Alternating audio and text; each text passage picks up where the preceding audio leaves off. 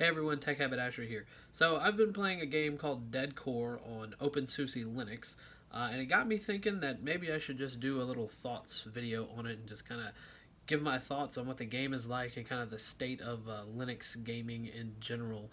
Um, and I mostly live on my Mac for work and then on my PC for gaming. I've been trying to learn Linux, however, for the sake of my job. I work in IT, so I need to. If I'm looking to broaden my horizons a bit, I've got to learn Linux, and so I'm living it day in and day out. And anything that I can do in Linux, I will, and leave everything that is not specifically, Windows based. If there's a certain game, for example, that's on Windows, I pretty much have my PC only for gaming. Um, so anything else that I need to do, I'm trying to do in Linux to force me to learn how to use it on a day-to-day basis. Uh, so, um, and while going through it, I've been playing this game Dead Core, which is kind of a first-person puzzler game that's in the same vein as something like Portal. Um, I got to thinking, and I was like, the game performance is actually pretty good, and Linux gaming seems to have come a long way, especially on my laptop, which has some pretty modest hardware. So for the sake of not giving you a talking head, I'm just going to put up some video that I recorded while I was playing Dead Core, so you'll have something to look at and kind of get a feel for the game while I just kind of go over my thoughts here. As you'd expect, the Steam game library isn't as extensive on Linux as it is on other platforms. I personally have 51 titles that are Linux compatible, which isn't in and of itself a bad thing. In fact, it's rather good considering the state of Linux gaming just a few years ago.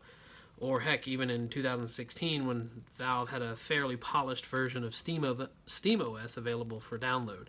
Um, Good high production games of the AAA or near AAA variety were few on Linux back in that time. Um, and even today, mostly visual or kinetic novels from Japanese developers or 2D platformer games are most common. However, in looking at my pretty paltry Steam library of 179 games, I have nearly a third of them which are compatible with Linux, so that's pretty impressive, all things considered. The real standouts to me are the Civilization games, like all of them. Civ 6, which is the newest, has been kept up to date. Rocket League is at home on Linux. Bioshock Infinite, while a number of years old, is a very well made and is absolutely a 100% AAA title. If you haven't played it yet, do yourself a favor and do so. It's easily the best of the Bioshock games. Even the very recently released Dawn of War 3 game from the Warhammer 40,000 franchise is running on Linux, so it's gotten a lot of traction in the recent years. Mad Max, the Portal games, Spec Ops: The Line, Planetary Annihilation, with all of its DLC, are all great games with very impressive gameplay and are very different games. Mad Max is an open world exploration game. Portal is a first person puzzler. Spec Ops: The Line is a third person over the shoulder shooter, which is a fairly decent story to go along with it. It's been a few years since I've played it, but when I did, I recall actually really enjoying what they had done with the story. Planetary Annihilation is a massive scale real-time strategy game. So there's the plethora of games that are available on Linux nowadays is just, it's, like I said before, it's really impressive. And I think that if you're concerned about gaming on Linux, you don't necessarily need to be. It doesn't necessarily going to have the latest and greatest of all AAA games, but that doesn't mean that it's not a platform worth considering where you can have yourself a good time. But I'm starting to wonder if the real market for Linux isn't indeed the indie developers. In a recent video talking about Star Wars Battlefront II, I posited the idea that the very in-depth single-player campaigns may be going extinct with EA specifically, and perhaps other major developers sometime later down the line. If that turns out to be true, then the indie games may be the big winners on the Linux platform. Bastion, Aquaria, Braid, Unturned, and countless others from small studios, which are teams of just a few or a dozen people who are tirelessly working to craft a great story or just a great gameplay experience in general. Now, as for Dead Core specifically, I decided to play through one of these first-person puzzle games totally on Linux. I've played Portal and A Story About My Uncle. I have played part of them, or all of them, in the case of Portal 2, on Windows. So I can't give a completely 100% Linux-only perspective on those games. But for Dead Core, I did it all entirely on my Linux laptop, and with my openSUSE my openSUSE distribution. I've got to say I'm impressed. It's actually produced by a French developer. It's called 5 Bits Games, and this is a team of 6 that has made an outstanding single-player puzzle game. One of the developers is actually a former Ubisoft employee, it says on his bio on the website. While not exactly rich in story, there is a story being told. I'm not 100% sure what that story is, as the exposition is purely in the form of collectibles you can find called logs. These are the tales of other characters within the universe who have attempted the courses you have, or give some kind of broad universe building. I think I found about a third of them. There doesn't seem to be anything that points to you or anything specific within the world itself. But again, I haven't found them all, so that may not be the case. Where Dead Core really shines is not in the narrative, but in the puzzles. You have to be on your feet and very quick, more so than with something like Portal. It took me just under 6 hours to beat it without hunting down all the collectibles. The level design, I think, is a little more challenging than Portal or Portal 2, and definitely way more challenging than A Story About My Uncle, which is another first-person puzzler kind of in the same realm as Portal. The music is appropriate for the mysterious world you're in, but it's not terribly gripping. To me, that's a pretty small gripe, however. Other audio effects and sound design is about average, but spatial awareness, or I should say spatial sounds, are very accurate. So when you hear something behind you, or to your right, to your left, whatever the case may be, it's pretty close to where it is. If you're using headphones, it's a much better experience, obviously, than using the speakers on the front of your laptop, or if you have them built into your monitor or something like that. So I think it's probably overall, though, it's about average. There's nothing to stand out in terms of the sounds. There's nothing that I heard in the game that made me go, oh wow, that was really cool. So nothing really there gripped me. But I'm sure what a lot of you want to know is, how's the performance? Let me insert a caveat here and say that there's not a screen recorder on openSUSE, which has a small footprint like the GeForce Experience or AMD's Relive software.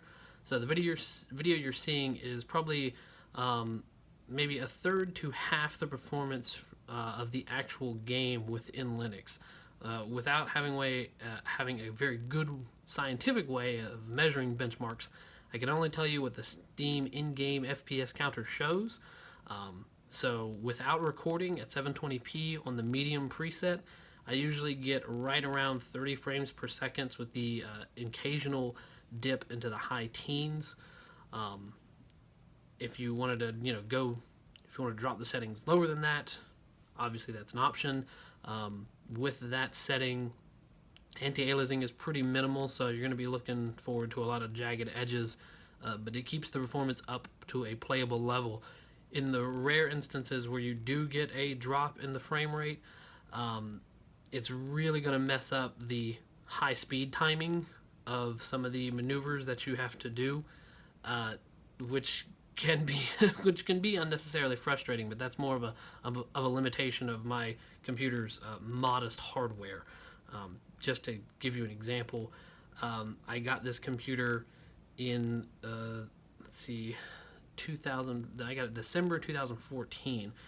It was using a GTX 860M with 2 gigabytes of video RAM, and so given that, the way that Dead Core looks and the size of the levels that you're operating in, because you can see way above you and way below you all of the prior puzzles you've done and the puzzles that are coming up that you're going to have to encounter, And so given the scope of the levels and the design of the actual environments around you, I have to give the developers of 5 Bits Games a lot of credit for making it run as well as it did. You also have to keep in perspective here that optimizations for Linux are not what they are on Windows. For all of Steam, according to the Steam Hardware and Software Survey as of December 2017, of the Linux users, I think there's only it's only 0.26% of the user base on Steam even has Linux at all. And of those Linux users, only 1.04% have the GTX 860M. So it's not surprising that optimizations aren't really on the platform necessarily for a GPU that's 3 years old now. What I'm trying to get to in saying this is that don't judge Dead Core's performance too harshly given my hardware. So what you're seeing in the video isn't what you're going to experience. It is, for the most part, smooth gameplay. For $10, this is a game that's easy to recommend. It's fun, it's a generous challenge, and forces you to really think about your environment, and to usually do so with keeping timing and your surroundings in the forefront of your mind.